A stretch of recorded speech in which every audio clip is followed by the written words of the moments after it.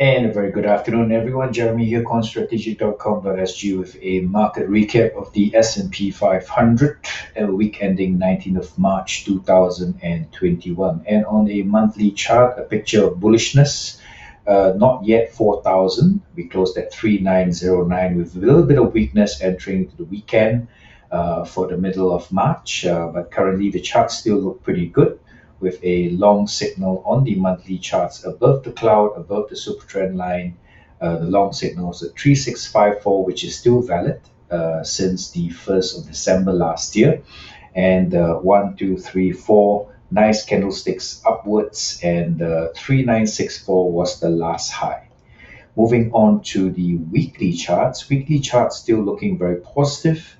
The long signal still valid at 3168 on the 1st of June, targeting new all-time highs, and currently we're trying to hit that 4,000 level, still intact, still above the fast-moving average Kijun line on the Ichimoku cloud at 3828, above the pivot at 3554, and still above the SSSA line on the cloud. So weekly charts still positive, still uptrend. Monthly charts still positive, still uptrend.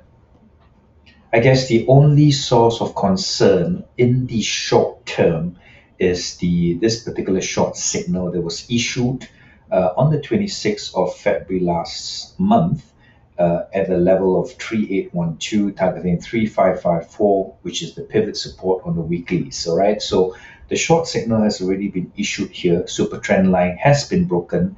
The pivot overhead now is 4011, which must be broken to the upside, all right, for the strength in the short-term technical charts, all right. So on the dailies, still looking a little bit weak unless we clear 4011 next week or the week after. All right, so the charts usually may take a while to perhaps form a little range here and then bounce up. Otherwise, if this short signal at 3812 is going to play out, it will break below the SSSB line on the cloud, and then price will actually break below around the 3,800 levels and test 3554 as a correction.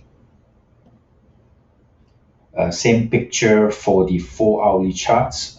We had a long signal at 3870 on the 8th of March, targeting 4011.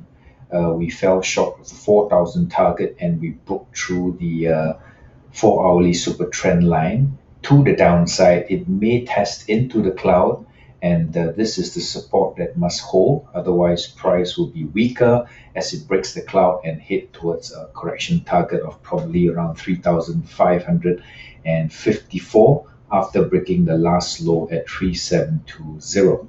So currently, a pivot to watch is 3979, very close to our 4,000 target. So price has to break above 3979 for it to go higher.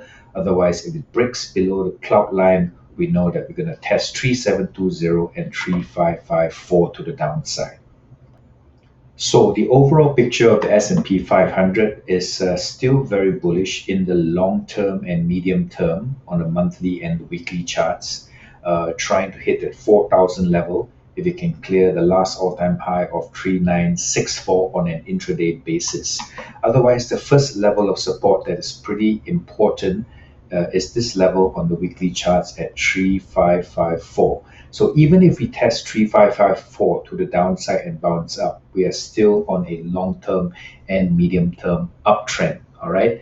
However, there is weakness on the shorter-term charts on the dailies, where we are capped by 4011 on the upside, as well as 3979 to the upside. All right. So let's see how it plays out over the next couple of weeks and see whether SPX is able to hit the 4,000 mark, or we might see a little bit of pullback, especially if prices start to correct below the SSSB lines on both the 1-day as well as the 4-hourly charts.